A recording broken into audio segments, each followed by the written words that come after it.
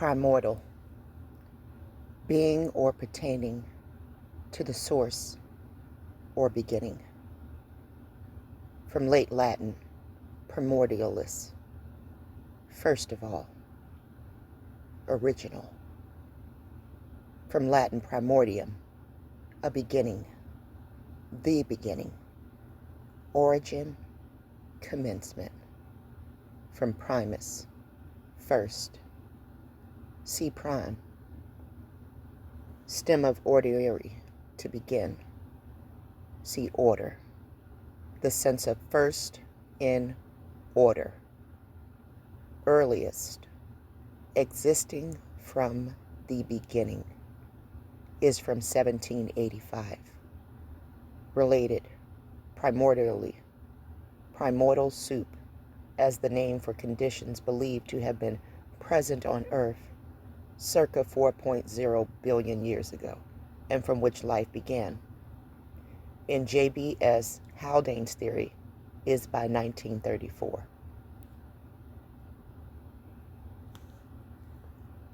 Let's hit prime, guys. Prime, late 14th century. First, original. First in order of time. From Old French prime, directly from Latin primus, first. The first part. Figuratively, chief, right? Now, we're not surprised to see that word, are we? Frontline. Principal. Excellent. Distinguished. Noble. A source also of Italian and Spanish for primo. From Proto-Italic prismo. Superlative of pi, priest, before, from root per, forward. Hence in front of. Before, first, chief.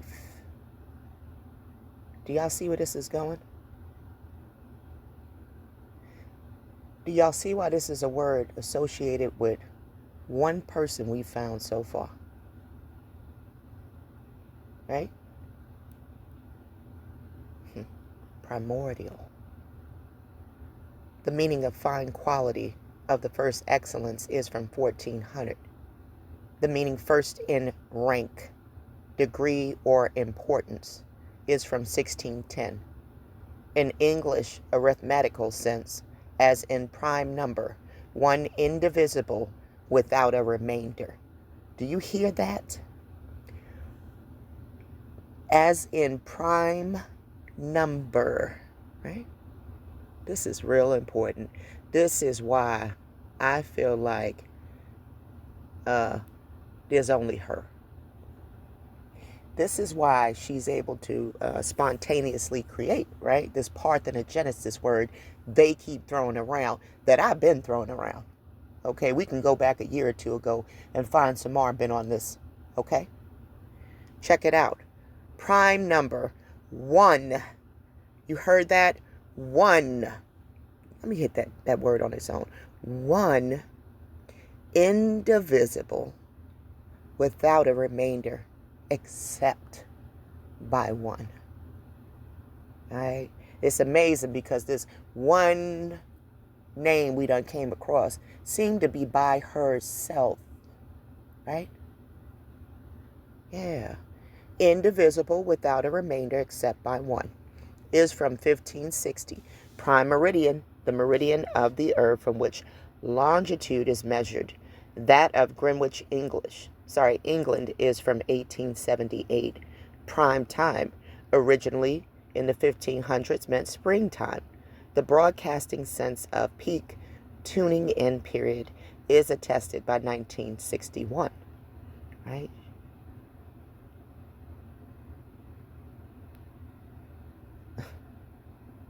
First in the first part. Check it out with this prime, right? Let's go to primeval, right? Because that word came up too, right? And Samar told you guys that this word is very much associated with primordial, right? That's because it's going to keep focusing on the first. Primeval, of or belonging to the first age. without primavis, early in life, youthful, from primus, see, avum, in age, primevally, sorry. And there was order, wasn't there?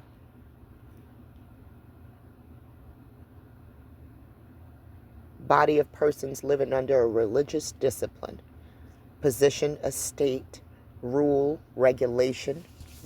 Oops, sorry, I almost dropped the phone, guys. Religious order, from earlier ordin, from Latin ordinem, a row, line, rank, series, pattern, arrangement, routine. Originally a row of threads in a loom. And it tells you to compare primordial, right? Let's get out of here. I just wanted to visit this word, right? So now let's go to the Primordial universe. I wanted to know if this name was in this database for Marvel. Okay, guys?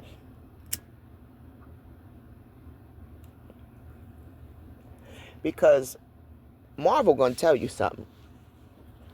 Okay? Marvel going to show you a little something, something. Because they know what time it is. And go figure, she's blue. Name Naamu. Let's brighten this up some for y'all guys, because it looks a little dark. There we go. Naamu. Numa. Nicknames. Numa. Let's see what that brings us to. Did it bring us anywhere else? The Numa. Husband, supposedly Namor. So, you know, this is them fooling around with her likeness, which she said, don't make no image of me, right? And they didn't even make her, you know, look at this. You know, if we went to New York City and we went to the Village, I'd see somebody looking just like this, probably, you know, with half her hair shaved, a couple of piercings in the ears, you know. Anyway, blue irises, we live in fear of you, of your temper, of your strength, of your hatred for humanity. Naamu was the wife of the Atlantean king Namor. Together they had a son named Leonard. Now, do that even sound right? That all of a sudden you're going to just have these strange names and then out of nowhere, here comes Leonard. While in the Atlantean city of Pacifica, Naamu and Leonard informed Namor's ally the abomination of how humanity had been devastated by nuclear war. Naamu and Leonard then accompanied Namor as he explained the abomination. He opposed Maestro's plan to rebuild civilization with him at its head and revealed the secret weapon to be used against Maestro. So you guys are going to go over here to the Marvel database and search out Naamu. Now, here's the kicker. You're not going to find many references. Look, you're going to see, it says see also right here. You're going to see 2 appearances of Naamu, all right, and 2 minor appearances. 1 mention, 7 images, and 1 quotation. That's it. Now, y'all remember we came here already when we did the Gila drop. Everybody from the Torah is in here. Look, watch this. Don't believe me? Look, everybody is in here. This is how we saw Leah holding the Holy Grail. Remember, y'all? Let me see. Where's she at? We might have to go through a lot to find Leah. There it is. There it is. Leah holding the Holy Grail. Look. I'm not joking with you guys. Everything. Why did this thing blow up like this? Everything is in here. Look. She even looked like she could be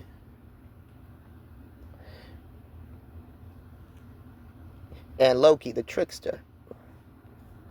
Right? The usurper. Could be. Joseph is in here too. You know, everybody is in this joint. I didn't ask for notifications. Sorry. Everybody's in here. Check it out.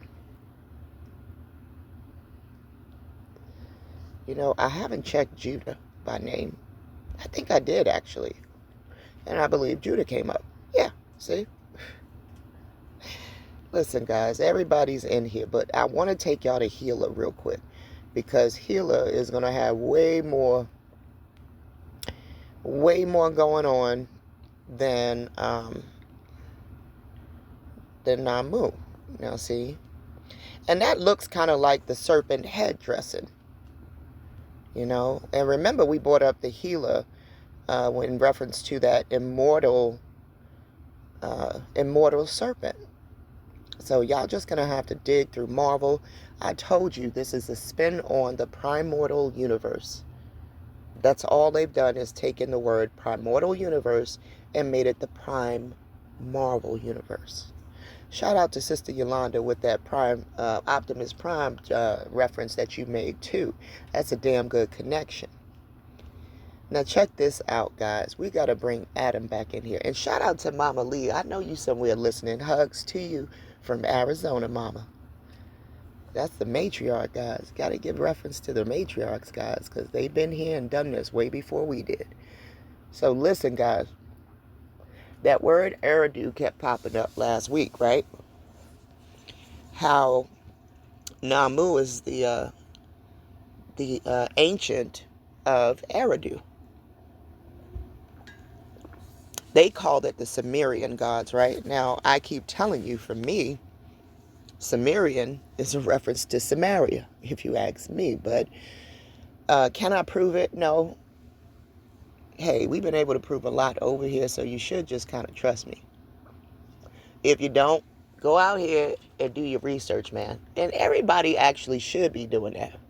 You know, I'm not asking you to trust me as it concerns the Naamu situation. I'm asking you to trust me as far as this Prime Marvel being this Primordial. It's just a play on words.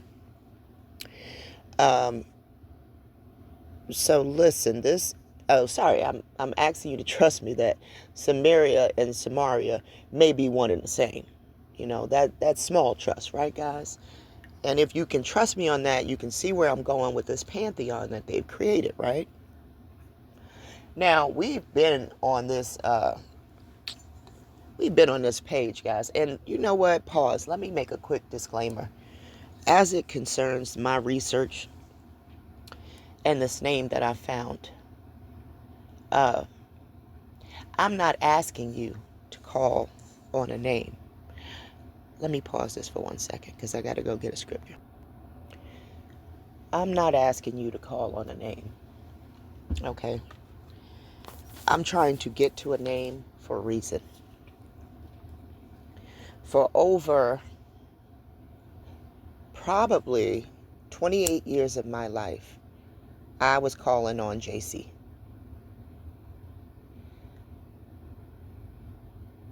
At my son's bedside, when I was losing him, I was calling on JC. I thank Mama that I was able to come out of that idol worship that I didn't even know I was in, and find her. When I found Mama, I found peace. Not the peace that I get to hear today that everybody thinks they're bringing, but I found true peace. Because I know she's coming back. And that blue and that green, what they say Naama colors was, blue and green on the Prime Marvel universe. That blue and green up there, that blue angel's glow from the Battle of Shiloh, that's saying something. I'm only trying to find a name, because according to this scripture, looks like we're going to need a name. Check it out. Exodus 20 and 24. Build for me an altar made of earth, and offer your sacrifices to me. your burnt offerings and peace offerings, your sheep and goats, and your cattle. Build my altar wherever I cause my name to be remembered. See what it says?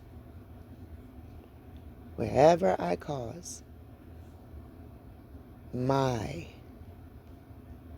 name to be remembered. And I will come to you and bless you. You heard that? A name will be remembered. There has to be a name. You see that? This is why I'm seeking a name. And I found one. Now you can do what you want with that. I'm not telling anybody to call on Naamu. But this is the name I found, and this is the closest relation to the function and to the operation of what I've made Mama to be. This is the closest fit to what I envisioned Mama to be. And this is the name I found. And this is the name I'm going to stand on. If I find myself to be wrong, you'll be the first to know. So recognize, I didn't ask you to call on this name. We're on a journey. I'm proving this name. Others are throwing out names of her stolen attributes. And I showed you that last week. But let's go on this journey. A name has to be said for her to come to you and bless you. Now let's move on.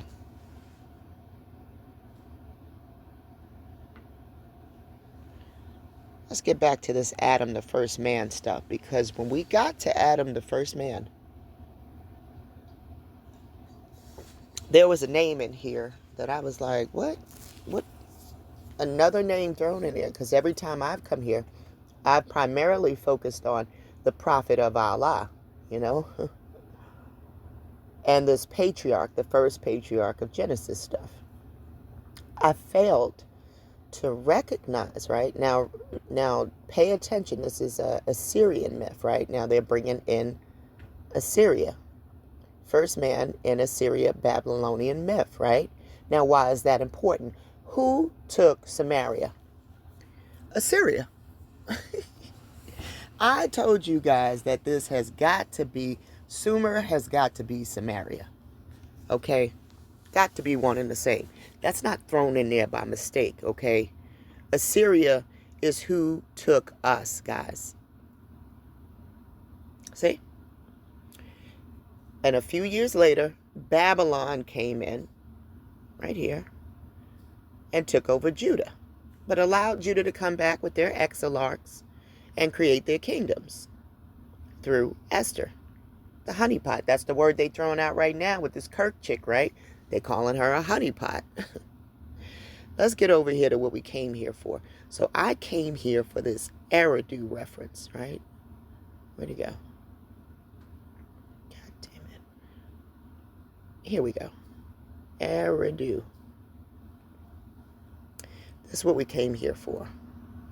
An ancient city in southern Mesopotamia, now Iraq, considered the first city in Samarian mythology and one of the oldest in the world. Okay, it's the oldest city in the world. So this lines up with it possibly being linked to Adam, who's supposed to be what? The oldest man in the world, right? Okay, why does this matter? Okay, I want to get down to Adam. They're going to link him to the first mortal mother and the God of Israel. You see that? You see that?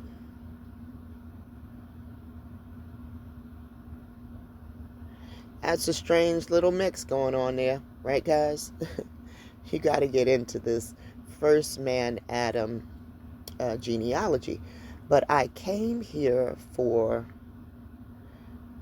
look over here, guys, right?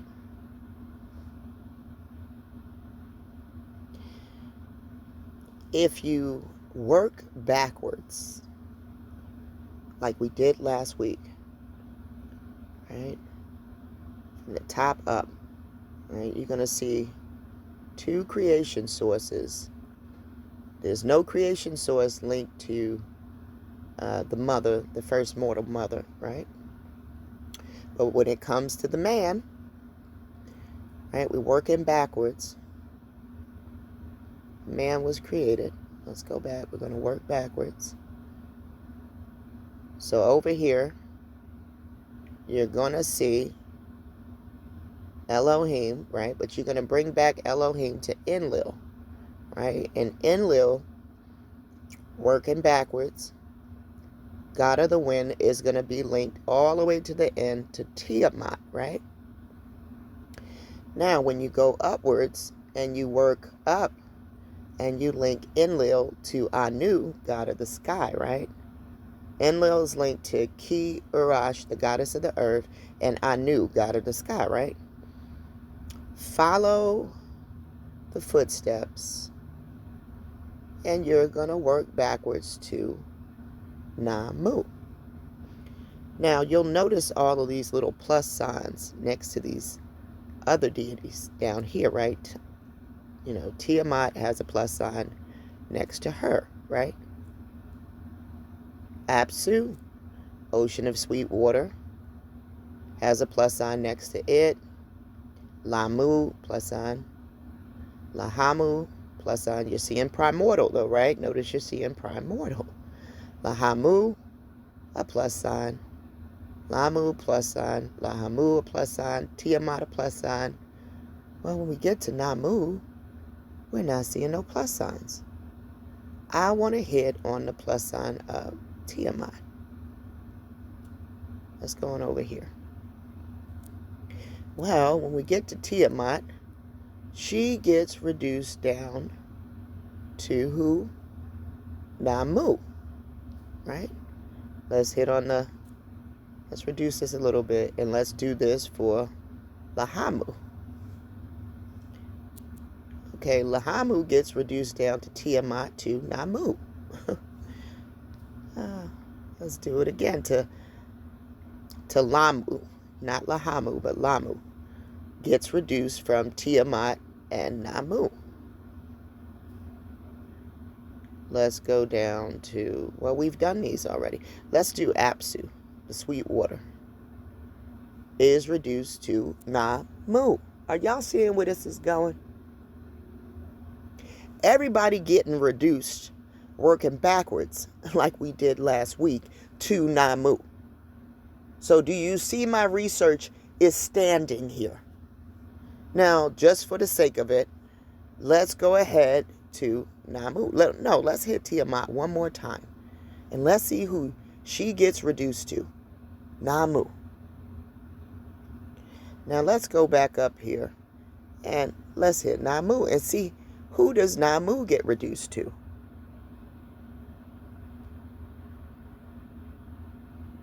Nobody.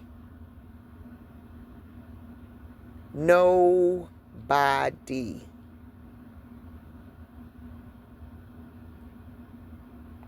You see that? All of these are children. Urshkagal, Apsu, Tiamat. These, and notice that they're looking like female names too.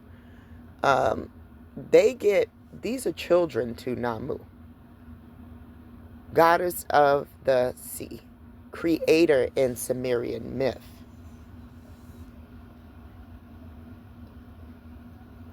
The formless abyss, the horizon.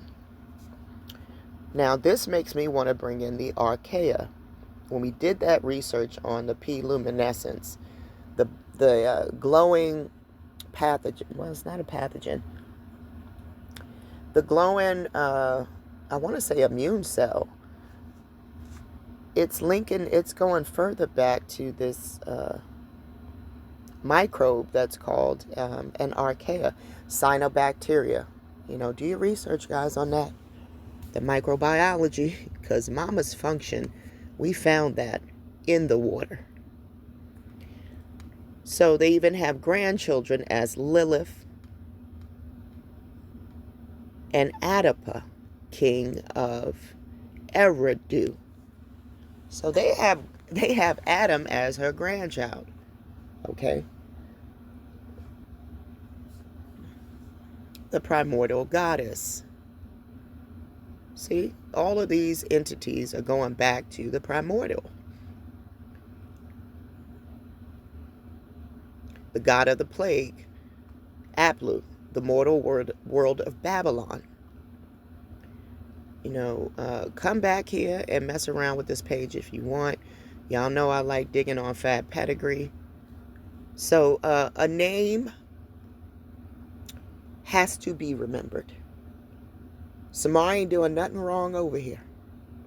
Actually, seeking a name, even though they've gotten it wrong, was the right thing to do. But you can't be seeking names and not digging, because there's somebody that goes back further than Tiamat. Let's get into it, y'all. So let's go back to our folder.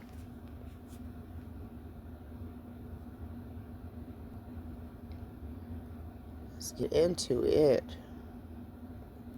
I had Adapa, which to me is reading is reading like a like an alternative name for him, like a, what do we call that? Anyway, kind of like how we figured out Adam was Aesop. You know what I'm saying? This is just an alternative name for Adam. And look, got him as the dust. Yeah, we know for a fact this is Adam. Fine, dry powder consisting of tiny particles of earth or waste material, lying on the ground or on surface or carried in the air. Well, we know this is Adam. And where is it going? Working backwards. Ain't no plus marks next to Naamu. So if I'm calling on any name, I guess it would be this name. Ain't no plus signs next to her. We don't get reduced no further. It is her. Everybody else getting reduced to her. Look, you want to go back to Tiamat? Let's do it. Let's do it. Who is Tiamat getting reduced to? Naamu. Who is Naamu getting reduced to? Nobody. Yeah, I'm calling on this one. All right, y'all can do what you want. Nobody's here to force this down your throat. I'm here for Adam today, though. I'm here for Adam today. If I cause her name to be remembered, and if people want to lift her up and be blessed as a result, all praise Mama. It's only through her that I would remember a name. Let's go on this journey. I want to talk about Eridu, in search of the historical Adam.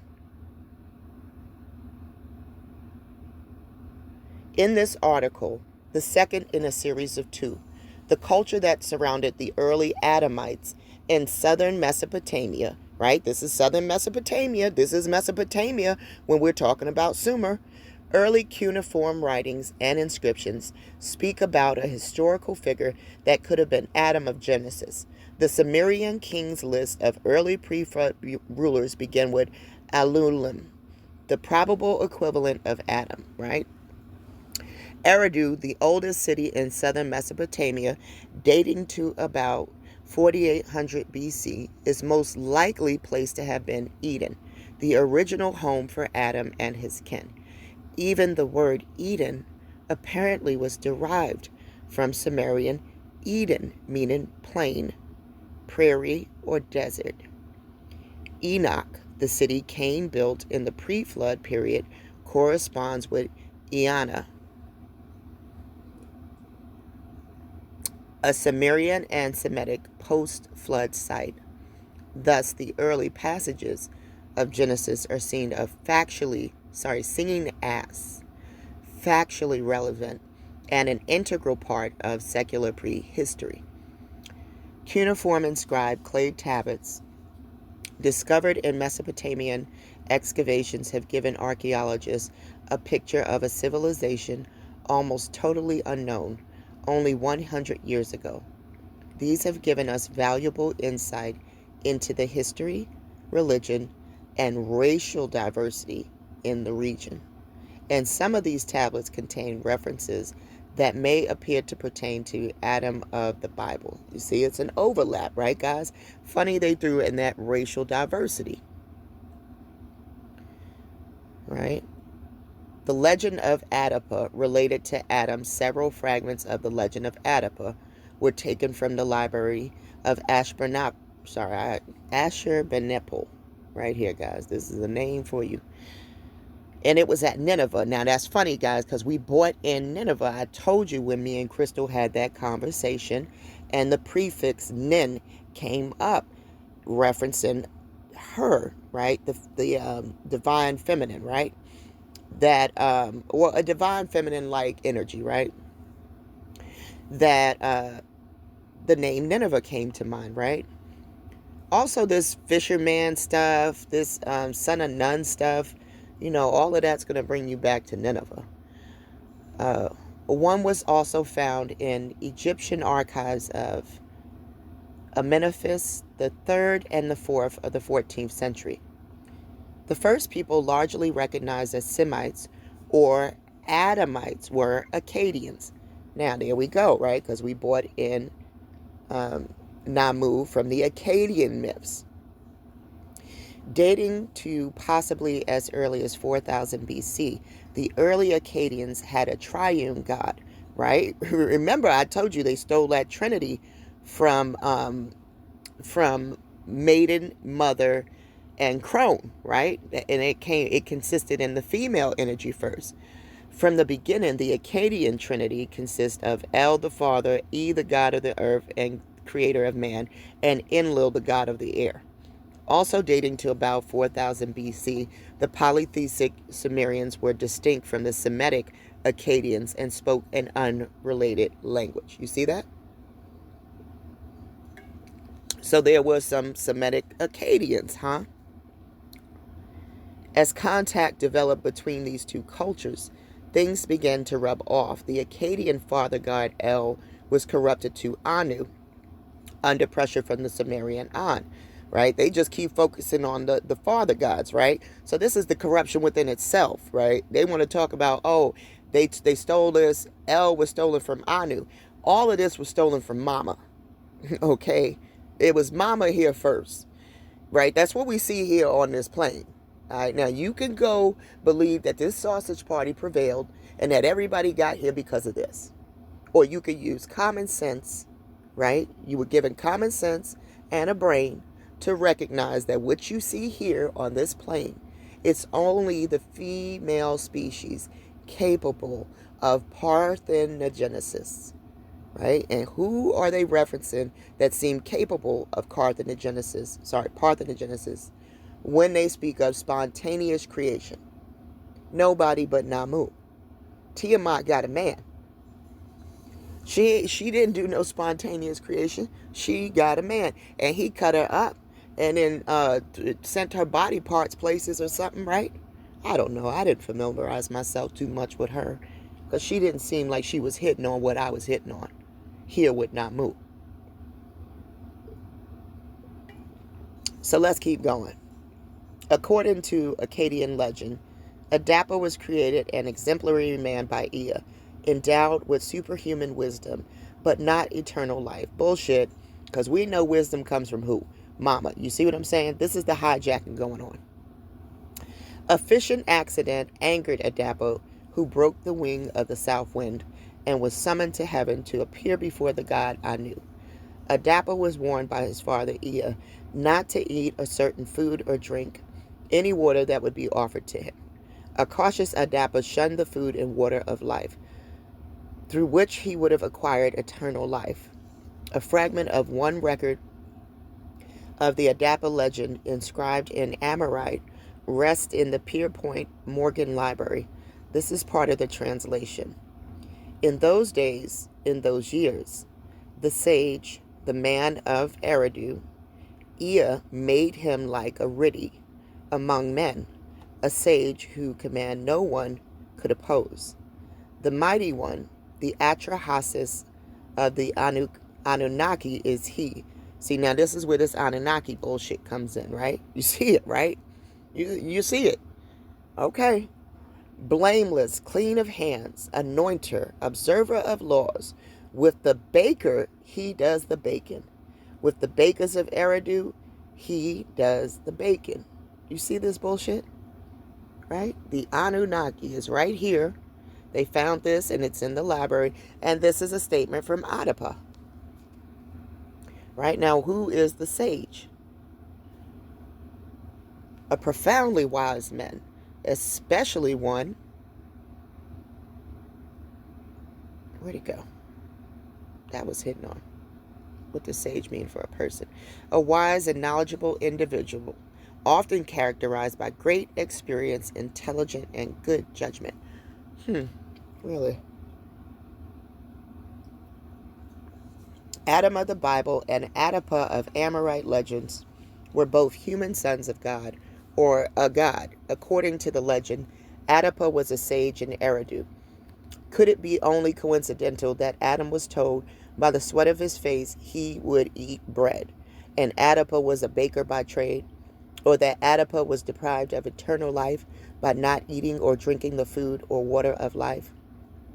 While Adam was cut off from eating the fruit of the tree of life, Adapa was regarded as a prophet or seer and had been priest of the temple of Ea at Eridu. Adapa is also described as blameless, clean of hands, anointer and observer of laws. Could that be a descriptive of Adam, the first type of Christ? Also, Adam was taken from the ground. In the Hebrew, Adam, from Adama. How closely phonetically is Adama to Adapa? Did Adam's fall, I like how they put Adam's fall, right? Because we know who fell, have an effect on later generations. These two lines are part of one of Adapa's fragments. What ill he has brought upon mankind, and the disease he brought upon the bodies of men. What has Samar said? Didn't Adam bring the bacteria out? I told you when Adam defecated, he brought this bacteria out, right? And it's linked to what? Disease. What's linked to disease? The serpent. Okay? Samar hitting on something again. The Jewish tradition of the fall is also reflected in the 4th book of Ezra. O Adam, what have you done? Not Adam and Eve, right? Your first father sinned. All those who I brought to teach you sinned also, right? Your first father sinned. Adam hid something in his bosom, right? You see, they keep telling you it is Adam who sinned. Adam, what have you done? For though it was you who sinned, the fall was not yours alone, but ours also. Who are your descendants? The sons. Yes, that's that disease on that Y chromosome, right? That I keep trying to tell you has been there for centuries, right? From the ancient times. Westerman concludes that the text Adam is not understood as a representative of mankind created by God, but as an historical figure whose fall was passed on through him to his descendants. Eridu, the home of Adapa. The Iraqi government undertook the excavations of Eridu. We're not going to get into this because we know this is going to be bullshit, right?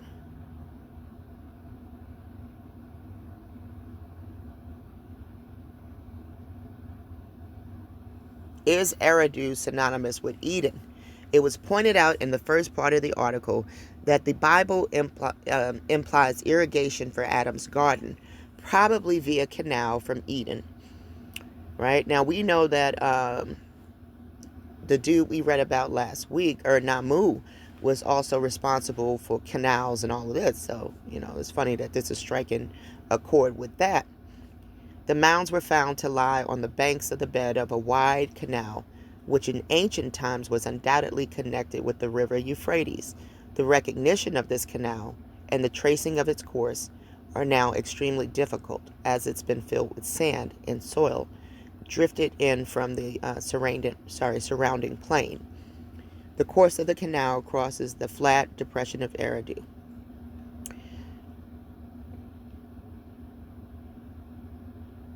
Eridu is identified as the home of Adapa. It's also called the Arikian. This, coupled with the disappearance of Eridu ware, right? They're looking at the pottery. All right.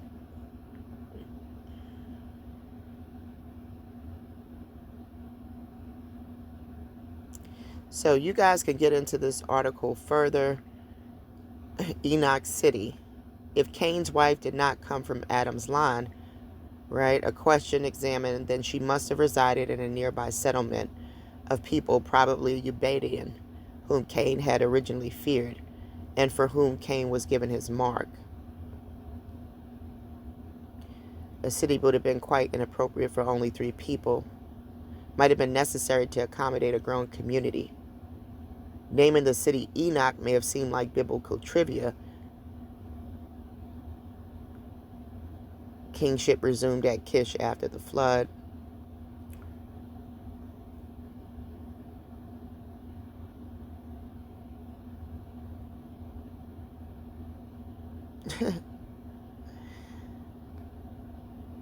Look at this comparison. If at the destruction of Eridu, Adam and his kin journeyed to Erech, then this placed the children of Seth at Erech, as near to the Canaanites at the city of Enoch as Brooklyn is to the Bronx.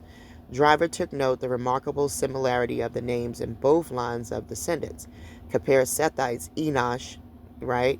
Mahalalel, Methuselah, and Lamech with Canaanites, Enoch, Mahula, Methuselah, and Lamech. The similarities in names are understandable if they lived in close proximity.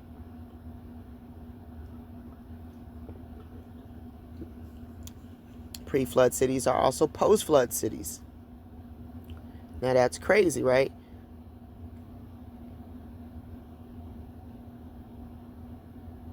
When the Sumerian kings list began to surface, there was a rush to show that these were the source of the biblical patriarchs. The close companion to the Sumerian version was analyzed. It can hardly be doubted that the biblical tradition concerning the antediluvian patriarchs is basically identical with the Babylonian tradition about 10 diluvian primeval kings. See, they want to bring in this ancient king bullshit. Okay, now why would it be, right? Why would it be? Because these are the people out of Babylonia. Judah got the pen, right? Judah always trying to have the pen. All right, now we know Judah is male and female, and they got the pen. All right, you just gotta dodge these projectiles they shooting at you, because I'm here to tell you, this is not by coincidence that this stuff mirrors. The Sumerian king, as is often the case, the truth may be found somewhere in between. The patriarchs and kings cannot be basically identical for reasons we shall see. All right, so they did some, right, because they're going to have 10 generations versus, I think they said 4 generations before that. All right, this is a long article, so I'm not going to do this to you guys. Let me go back to the top. You guys can come to this article on your own. Let's get back into the folder, because got other articles to see, places to go. This was how we got to Eridu. I'm not going to spend a long time in this article because we did this last week. Ancient Mesopotamian goddesses from Eridu. She's known as the mother of the god, Enki and Ea, as well as the mother goddess, who gave birth to the cosmos, and all the gods like her, Sun Iki and Ea. She's also associated with magic. In later times, her role is taken on by Tiamat. Very little is known about Naama. Remember, I told you in some variations it's Naamu and some it's Naama, who belongs to the oldest generation of Mesopotamian deities. She's associated with the pantheon of Eridu. She's mainly known for her role in the cosmogony of the early Mesopotamia and her importance in magic, which is restricted to texts written in Sumerian. Naama bears the title Mother who gave birth to the heavens and the earth.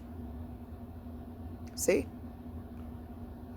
She's called the cosmic ocean. No husband or male god is attested in connection with Naama, thus leading to the belief that the first cosmic production is asexual. Ain't no man associated with her.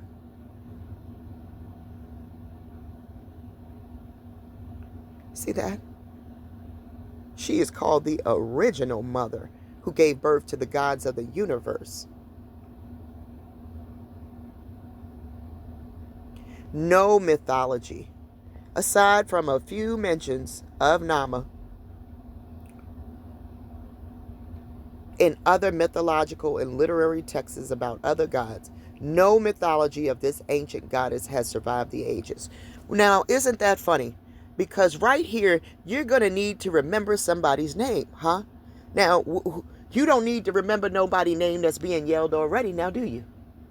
You're supposed to remember somebody's name who must have been forgotten, right?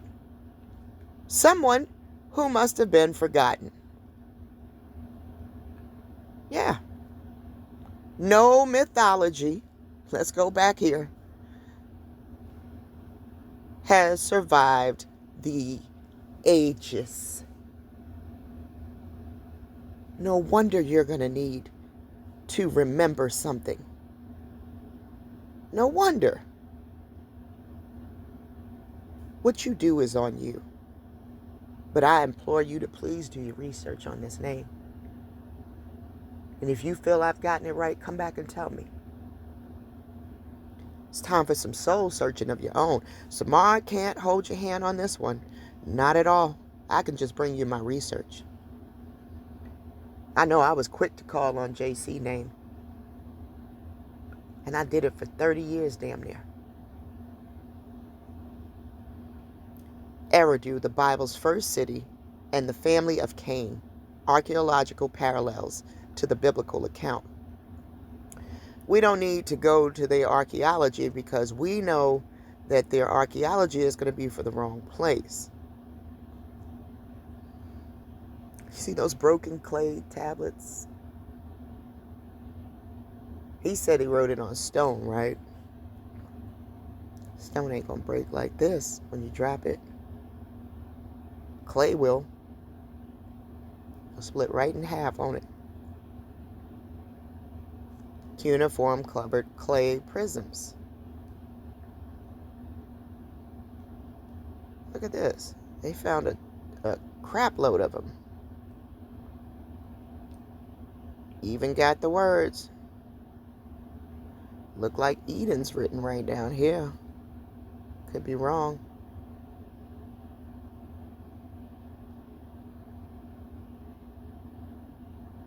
Yeah, they got some word in here.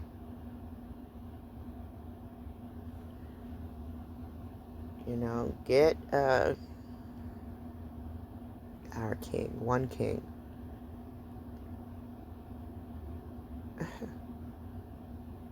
Sipar.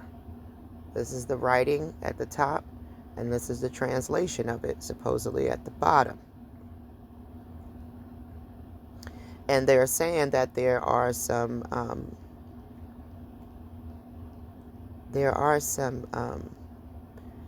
biblical overlaps here between this between this ancient city and these clay tablets that they find, they're finding biblical references within them too. So the history, remember I told you that book is more like a history book to us now. The world's first city, the Sumerian king's list begins. After the kingship descended from heaven, the kingship was in Eridu.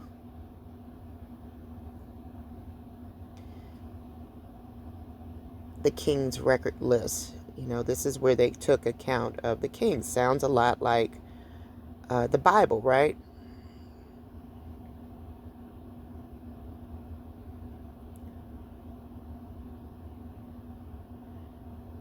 You can read, let's read this one because this was interesting. The Bible's first city. Genesis 4 follows the account of the fall of man and his expulsion from the Garden of Eden, a Hebrew term cognate with paradise, and actually matching quite well, in a sense, with the language of the king's list. After the kingship descended from heaven, the kingship was in Eridu. The first part of the chapter describes the birth of Cain and Abel, the former's murder of the latter, and the banishment of Cain's family eastward from Eden to the land of Nod.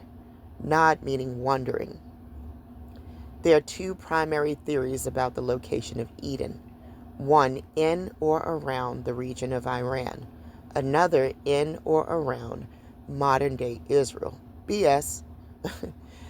The latter would certainly fit with the emergence of man's earliest cities. Ancient Jerusalem, the incredible origins. All right, so they got this map, of over there. Right. The biblical account proceeds, and Cain went out from the presence of the Lord and dwelt in the land of Nod, on the east of Eden. And Cain knew his wife, and she conceived and bore Enoch. And he built a city and named the name of the city after the name of his son Enoch. And unto Enoch was born Irad. This is the first city described as being constructed in the Bible, a logical fit with our aforementioned Eridu, but there's more here than meets the eye. Bible's first city built by whom or for whom? A cursory reading of the passage would seem to imply that Cain built the same city and named it Enoch after his firstborn son. Of course, it's entirely possible that Eridu would have been born a different name right at the beginning of its founding. But there's more nuance contained in the passage that appears to align well with even the name of the city Eridu. That's because the city name Eridu is actually a good fit with the name of Enoch's son, Irad. The last letter U in Eridu represents a fairly standard additional suffix. It could theoretically be possible to read the Hebrew of a verse in the following manner. And Cain knew his wife, and she conceived and bore Enoch. And he, Enoch, rather than Cain, built a city and called the name of the city after the name of his, Enoch's son. And unto Enoch were born Irad. See, instead of people thinking the name of the city was Enoch, they're saying this could have been saying that Enoch was the one that built the city and named it after his son. Right? But there is an additional angle to this that may not necessarily imply a rereading.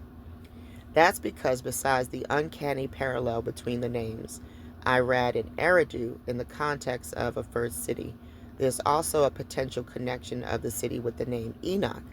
This is with the patron god of the city, an Enki.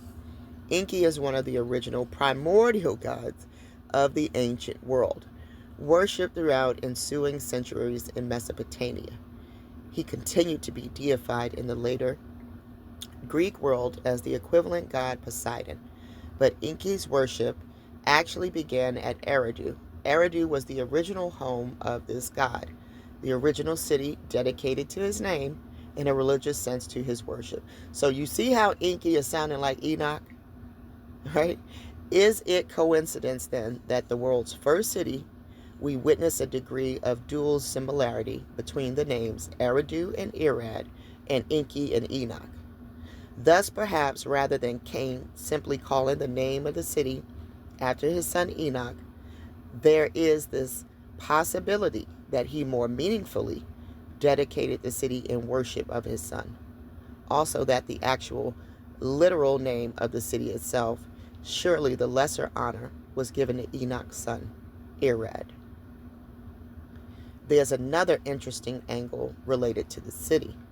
Certain researchers posit Eridu as the original site of Babel.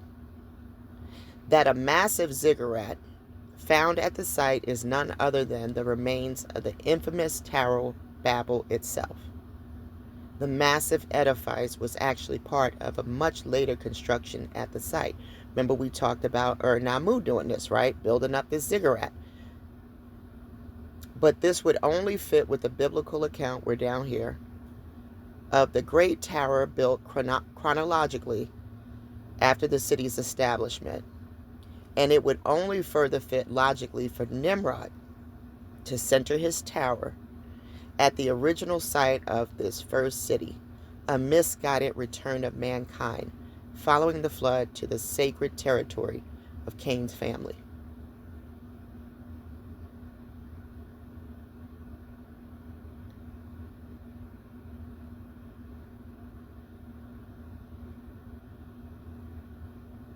Oh, check this out. Deification from man to God. Various attempts have been made to posit connection with the name of the Sumerian kings list, rulers to those of the biblical antediluvian. There's another option. Instead of seeking connection with the mere rulers, I would argue that a better connection is found with the gods, a deification of these original, earliest lineages of Genesis. The Bible itself suggests such a thing, a deification of the line of Cain. And the man knew Eve his wife, and she conceived and bore Cain, and said, I've gotten a man with the help of the Lord. Other translations variously read something akin to a man from the Lord. But these words in italics are not in the original Hebrew. They are inserted attempts to make sense of an otherwise confusing sentence that actually isn't. All right, somebody inserted them, Judah with the pen. The literal Hebrew reads, I've gotten a man, the Lord. Surely Eve couldn't have been referring to her son as the Lord. Actually, this is revealed and explained in the preceding chapter. Following the original sin, God issues the sentence on the serpent, I'll put enmity between thee and the woman, between thy seed and her seed. It shall bruise thy head, and thou shalt bruise his heel. This version is widely seen as representing the first prophecy of a Messiah, right? This is where they're getting it, and his hold over mankind. Eve's statement evidently shows that she believes her own immediate firstborn to be the fulfillment of that promise, going so far as to call him the Lord. Of course, she was sorely mistaken. So they're saying she said that because she was seeing him as some sort of Messiah.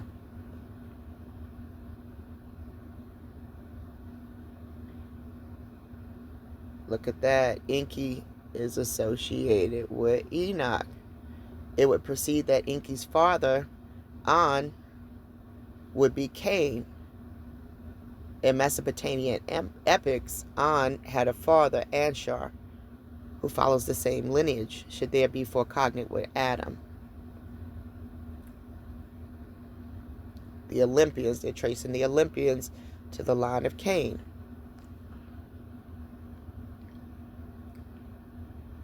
This was a pretty good article, guys. Y'all should come back and, like I said, do your research.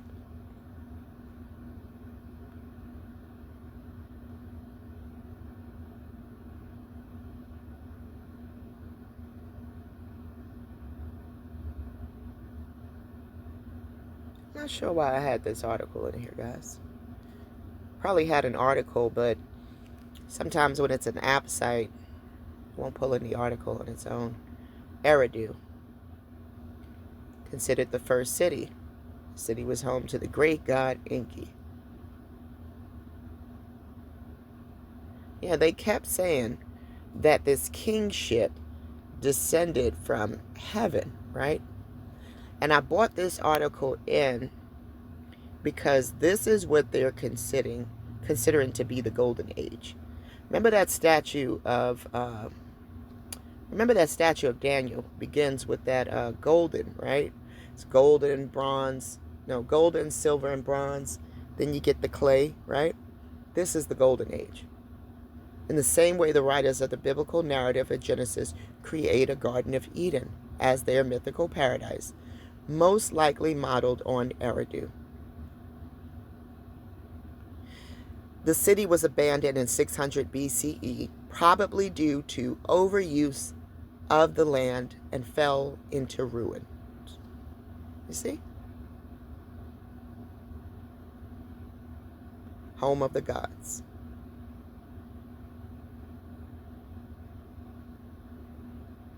You see that? They overused the land. Ain't that what we about to do right now? Primordial. First created or developed. Primeval sense. Existing in or persisting from the beginning.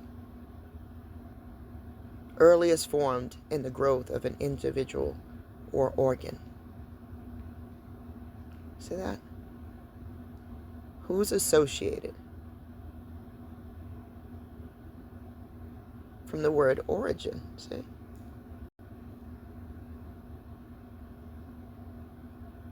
Who's associated with the primordial? Huh? When we work our way backwards, who are we getting to? Earliest age, ancient, primitive, right? Let's talk about this archaea.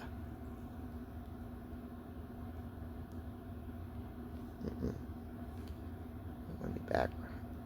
Hold on. I want to go to the archaea.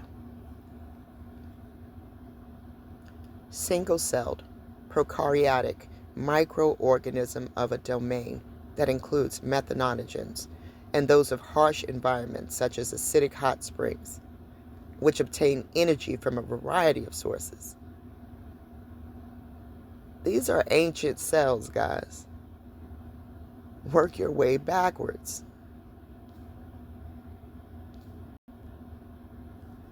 That's all you got to do. You need only work your way backwards. The divine feminine in Sumerian mythology. She was considered the divine feminine in Sumerian mythology. In ancient pantheon of Sumerian mythology, Naamu stands as a powerful embodiment of the divine feminine. As the primordial mother and creator goddess, she represents the ultimate source of life, nurturing, and wisdom. The article delves into Naamu's significance to the divine feminine, exploring her origins, her role in the Sumerian cosmogony, and her lasting legacy in spiritual and mythological realms. The primordial mother. All right, anybody else hitting on this primordial? No, because they're going to have plus marks next to their name, right? Remember the plus marks next to their names. Tiamat, I don't said Tamu, good gosh. Tiamat got a plus mark next to her name. And you work backwards, who you get into. Yeah. You work backwards, and who are you getting to? You get into her, the primordial mother, the ancient. Naamu's identity as the primordial mother is deeply intertwined with her essence as the divine feminine. Her name, derived from the Sumerian word for sea or ocean, signifies the vast, life-giving waters from which all creation emerges. This imagery of the ocean as the womb of the worlds highlights Naamu's role as the original source. The source, right? Everybody hitting on this source. Huh? Which source? What source? You mean this source? Naamu's role as the original source of life and the nurturing force behind the cosmos. In many cultures, water is a symbol of the feminine principle. Ain't it been? Ain't it been in this book? Ain't they always by the well? Didn't JC turn the water to wine? In many cultures, water is a symbol of the feminine principle and made them drink the sour grapes, right? You're drunk off of those sour grapes, right? Because he turned that water into wine. Now you all twisted up, right? Father, Son, and the Holy Ghost, right? Sausage party, right? Got you all twisted up. It was originally water as the symbol of the feminine principle, representing fertility, intuition, emotional depth. Naamu, as the personification of the primordial waters, embodies these qualities. Didn't I tell you it is these qualities, right? Didn't I tell you, whether you want to hit on this name or not, it is her qualities that have drawn me to this right here, this name, this function, this operation, making her a powerful archetype of the divine feminine. Her nurturing presence is essential for the birth and sustenance of all life, reflecting the profound connection between the feminine and the natural world. Creation and nurturing. Naamu's role in Sumerian cosmology underscores her significance to the divine feminine. As the mother of the gods, she gave birth to An and Ki, which is the sky and the earth, setting the stage for the creation of the universe. Now, what did Adam get to name? Creatures of the earth and the sky, right? Isn't that what Adam got to name? Creatures of the earth and the sky. And I wondered why he never named anything in the waters, but it was the sky and the earth. Funny, huh? So that's not hitting on nothing for you? This act of creation highlights the feminine power of bringing forth life. Who has this power? Who? The feminine. The nine, right? The spiral of life, right? The nine spiral. The feminine. Power of bringing forth life and establishing order from chaos, right? Right? She's going to establish this order, not you guys. One of Naamu's most notable contributions is her involvement in the creation of humanity. Right? Didn't we just say Adam named the birds and the land animals, right? And this mother right here so happened to create the sky and the earth. One of Naamu's most notable contributions is her involvement in humanity. The myth recounts how the gods, overwhelmed by their labors, turned to Naamu for solutions. She advised her son Enki, the god of wisdom and water, to create humans to serve the gods. With her guidance and assistance, Enki fashioned humans from clay, imbuing them with life and purpose. This act of creation emphasized the nurturing and life-giving aspects of the divine feminine, as Naamu provides both the material and wisdom needed for the creation of life. Right now, and this could be hitting on something too, because in the Torah, what does it say? Let us make man in our image. So there's a collective of people talking, right? Now, in this account, they're saying they seek her out for instruction and involvement, right? They didn't just go and do it. Looked like she had to have the last say and input. So maybe that's let us make them, right?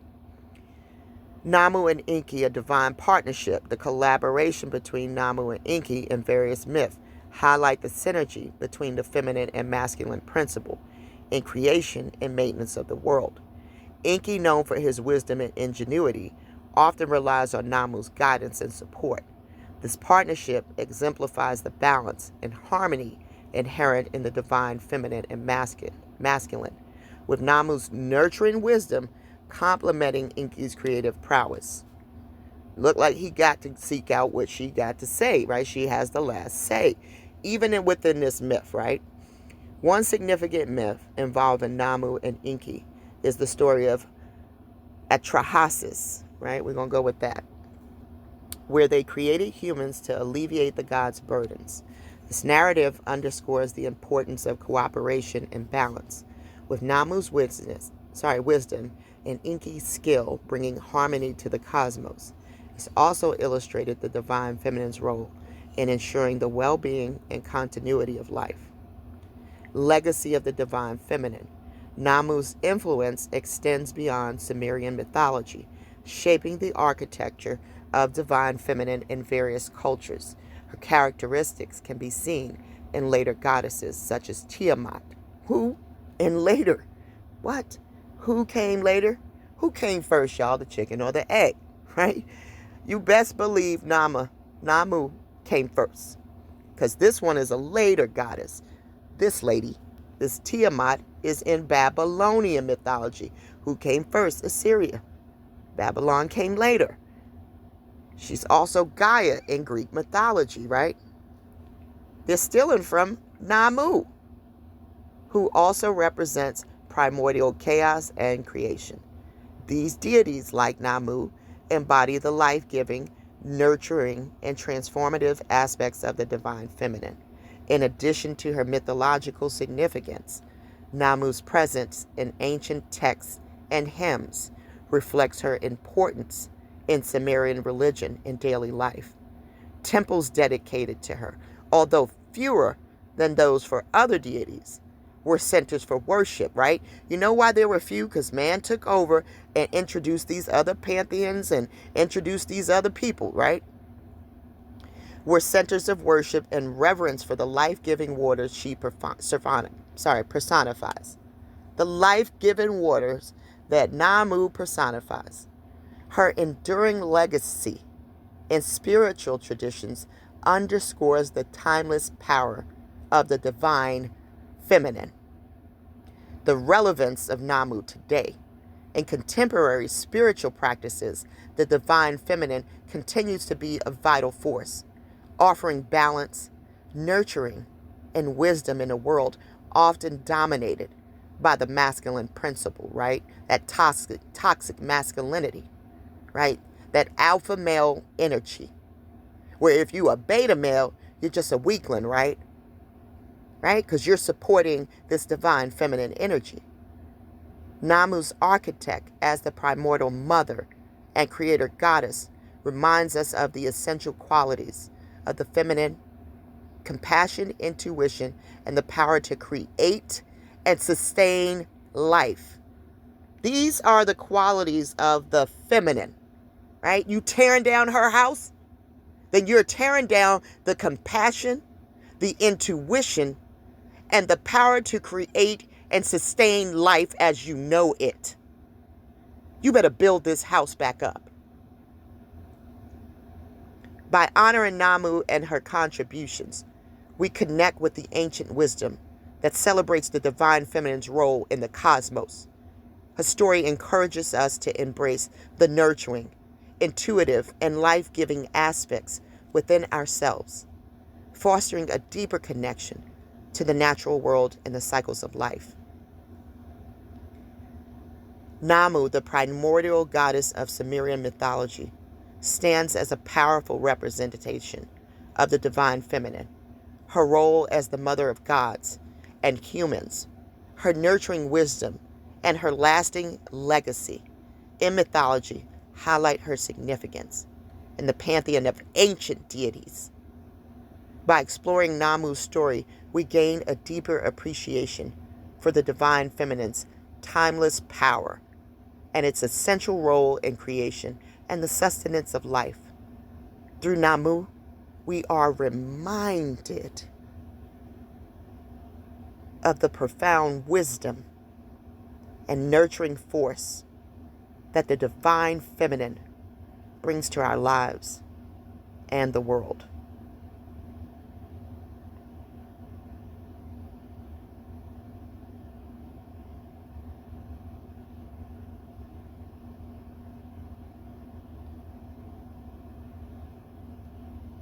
Somebody wrote a prayer. Beautiful intention to Naamu. In the sacred space of creation and nurturing, we honor you, Naamu, primordial mother and source of life. With reverence and gratitude, we open our heart to your ancient wisdom and nurturing embrace. May we embody the essence of your divine feminine, drawing strength from the deep, life-giving waters you represent. As we walk our paths, may your presence guide us, helping us to create and nurture with compassion, intuition, and love. May we honor the balance and harmony you bring to the cosmos.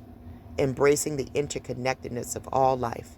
Let your wisdom flow through us, inspiring us to care for the earth and all its beings, just as you nurtured the first creations. In time of chaos and uncertainty, may we find solace in your primordial waters, trusting in the cycles of life and renewal. Grant us the insight to see the beauty in the natural world and the courage to protect and cherish it. Naamu, Mother of all, may your blessings flow into our lives, filling us with the divine power to create, nurture, and sustain. We honor you today and always with hearts full of gratitude and devotion. So may it be. What could be wrong with this intention? To the Mother of all, what could be wrong with caring for this and all its beings? You see something wrong with this prayer? Because I don't. But you're free to do your research. Man built up a city. He built up his house. As he continues to do, he tore down hers and built his. Thank you guys for watching.